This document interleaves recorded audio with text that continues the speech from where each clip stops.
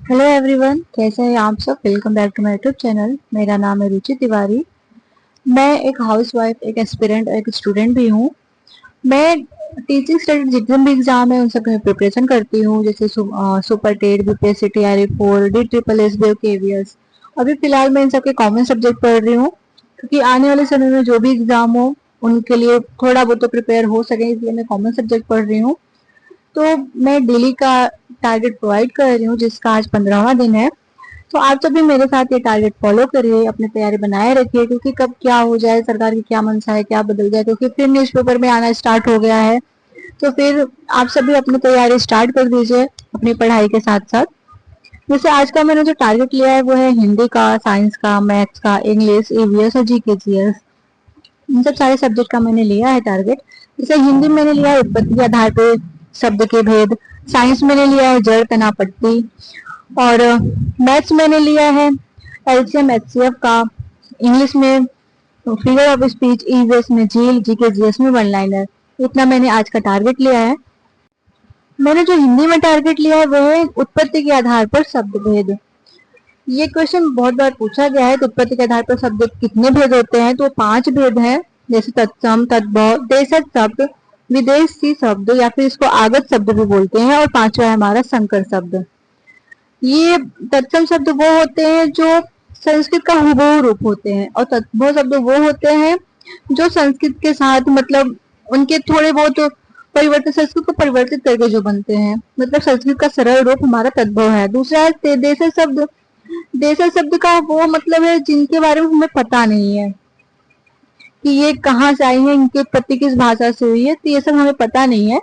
तो वो देशज शब्द हो गए। अब देशज शब्द में जैसे क्या हो जाते हैं, डब्बा हो गया, धब्बा हो गया, खिड़की, तेंदुआ, बैलगाड़ी, लोटा, कटोरा, ये सब कहाँ से सब शब्द आए हैं किसी को कुछ नहीं पता है। फिर आता है विदेशी या फिर आगत शब्द, मतलब ऐसे शब्द जो हम दूसरे देशों से लिए हैं, वो हमारा विदेशी शब्द हो जाता है।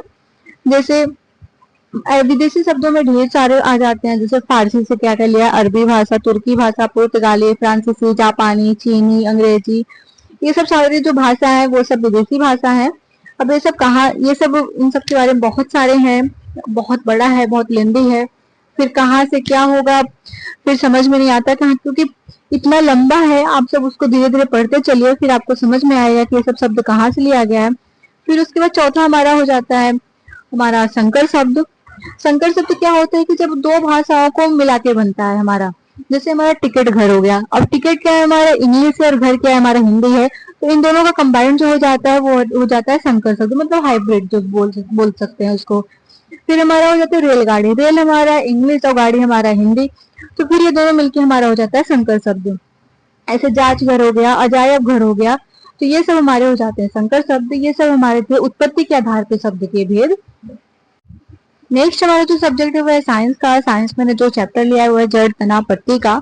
अब जड़ क्या होते हैं, तना क्या होता है, पत्ती क्या होते हैं, सब कितने प्रकार के होते हैं। और इन सबके पहले, जड़, तना, पत्ती के पहले हम बीज पढ़ते हैं। तो बीज में जैसे 3 पार्ट होते हैं, 2 पार्ट होते हैं, प्रांकुर और मूलांकुर। तो प्रांकुर क्या होता है, मूलांकुर क्या होता है। बीज 2 प्रकार के होते हैं, जैसे एक बीज पत्री हो गया, 2 बीज पत्री हो गया। फिर उसके बाद हमारा जड़ आता है। जड़ में भी 2 प्रकार के होते हैं, अपस्थानिक जड़, जिसको झकड़ा जड़ भी बोलते हैं, दूसरा होता है मुसला जड़। फिर अपस्थानिक जड़ क्या होता है, मुसला जड़ क्या होता है, ये सब किसमें होता है, कितने प्रकार के होते हैं। और फिर जैसे हमारा तना हो गया, तना में भी कई प्रकार के होते हैं। तना भी 3 हमारे प्रकार के होते हैं, जैसे भूमिगत तना, अर्धवायवीय तना, और तीसरा है वायवीय तना। तो इन सब के क्या प्रकार होते हैं कि किसमें भूमिगत तना होता है, किसमें वायवीय तना होता है, किसमें अर्धवायवीय तना होता है। तो ये सब हमें पढ़ने के बाद पता चलेगा। और आप सब भी पढ़ते रहिए, जो भी है इन सबसे 1-2 क्वेश्चन पूछ लिए गए तो फिर वो हमारा नंबर बन जाएगा, अगर हम इसको अच्छे से तैयार कर लिए। नेक्स्ट हमारा जैसे चरतना पत्ती में पत्ती आ जाता है। तो पत्तियां भी 2 प्रकार की होती है, एक होती है सरल पत्ती, एक होता है संयुक्त पत्ती। सरल पत्ती क्या होता है, जिसमें सिर्फ एक पत्ती हो, जैसे केला और आम हो गया, तो इसमें एक एक पत्ती लगी होती है। दूसरी हमारी संयुक्त पत्ती। संयुक्त पत्ती में जब पत्तियों का पूरा गुच्छा हो, जैसे हो गया हमारा इमली, बबूल, नीम, मेहंदी, इन सब में हमारा संयुक्त पत्ती हो जाता है। ऐसे बहुत सारे क्वेश्चन इसमें पूछ दिए जाते हैं कि जैसे कि रेगिस्तानी क्षेत्रों में पाए जाने वाले पादप कांटों के रूप में जल का संग्रह करते हैं। फिर ये कौन से पादप होते हैं, तो होते हैं कैक्टस और नागफनी। अब नागफनी की जो पत्तियां होती है वो कांटे में रूपांतरित हो जाती हैं, जिनको हम जो कांटों में रूपांतरित होकर पीला कलर का हो जाता है।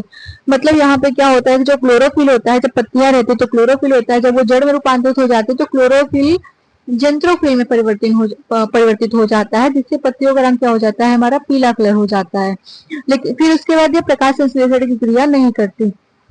फिर क्या होता है कि जब कुछ ऐसी जगह होती है जैसे दलदली स्थान होते हैं तो वहां पे क्या होता है कि नाइट्रोजन की कमी होती है। फिर कुछ पौधे ऐसे होते हैं जो कि कीटों का भक्षण करते हैं, जैसे कि वीनस फ्लाईट्रैप हो गया, यूट्रिकुलोरिया हो गया, पीचर प्लांट हो गया, दोसेरा हो गया। तो ये सब हमारे हो गए जड़ तना पत्ती के बारे में। मैं बस ऊपर ऊपर का बता रही हूँ, मैं पूरा डिटेल में नहीं जा रही हूँ। फिर आप सब अपनी तैयारी करते रहिए, फिर जो भी आपके फेवरेट टीचर हो, यूट्यूब से, टेलीग्राम से, नोट से, कोचिंग से, जहां से भी आप पढ़ सकते हैं पढ़ते रहिए, मॉक टेस्ट देते रहिए, अपना नोट भी बनाते रहिए, जहाँ पे आपको आपको लगे कि हाँ यहाँ पे हमारा इम्पोर्टेंट चीज है, उसको आप लिखते चलिए, वो आगे चल के बहुत काम आ जाएगा। फिर नेक्स्ट है हमारा जो मैंने सब्जेक्ट लिया है वो है एलसीएम और एचसीएफ का। तो एलसीएम एचसीएफ में हमारा इनसे भी हमारे क्वेश्चन पूछ लिए जाते हैं, कभी बड़े नंबर, छोटे नंबर, फिर 5 अंकों की बड़ी संख्या, 5 अंकों की छोटी संख्या, ऐसे कर करके क्वेश्चन पूछ लिए जाते हैं। तो वहां से भी आप अपनी प्रिपरेशन करते रहिए, क्योंकि वहां से भी 1-2 नंबर के पूछ लिए जाते हैं क्वेश्चन। फिर नेक्स्ट मैंने जो सब्जेक्ट लिया है वो हमारा इंग्लिश का। इंग्लिश में हमारा है फिगर ऑफ स्पीच, जिसको हिंदी में अलंकार बोलते हैं। अब सेम वही रहता है यहाँ पे इंग्लिश में, वहाँ पे हिंदी में है। जैसे कि उपमा अलंकार को सिमिल बोलते हैं। तो यहाँ पे होता है क्या, जैसे उपमा अलंकार में हम लोग वहाँ पे पहचानते हैं कि सा से सी अगर हमें दिख जाए तो वहाँ पे उपमा अलंकार होता है। वहाँ पे ऐसे ही होता है कि यहाँ पे लाइक, एज, एज सो, सो एज, ये सब अगर हमें सेंटेंस में दिख जाए तो वहाँ पे हमारा सिमिल होता है, मतलब उपमा अलंकार। अब जैसे एक सेंटेंस है हमारा, your face is like a moon, तो यहाँ पे लाइक आ गया तो हमें यहाँ पे दिख गया, मतलब यहाँ पे भी तुलना हो रही चीजों को, उपमेय उपमा में वहाँ पे तुलना होती थी, यहाँ पे भी तुलना हो रही कंपेयर विद फेमस थिंग्स के साथ। तो यहाँ पे भी लाइक आ गया, तो लाइक है तो फिर यहाँ पे हमारा क्या हो गया, सिमिल हो गया। ऐसे your cheeks like a butter, you are as fresh as dew, तो यहाँ पे एज एज आ गया, एज फ्रेश एज आ गया, तो यहाँ पे हमारा सिमिल हो गया। ऐसे ही रूपक अलंकार को मेटाफोर बोलते हैं। अब मेटाफोर क्या होते हैं कि यहाँ पे जैसे कि डायरेक्ट बता दिया जाए कि हाँ आप यही हो। फिर जैसे कि यहाँ पे हो गया कि लाइफ इज अ ड्रीम, तो यहाँ पे सीधा हमें बता दिया गया कि लाइफ इज अ ड्रीम मतलब जीवन स्वप्न है। यहाँ पे मतलब देखा जाए तो डायरेक्ट तारीफ करते रहे कि किसी भी चीज को डायरेक्ट हम बोल दे रहे हैं, तो वहां पे हो गया हमारा मेटाफर।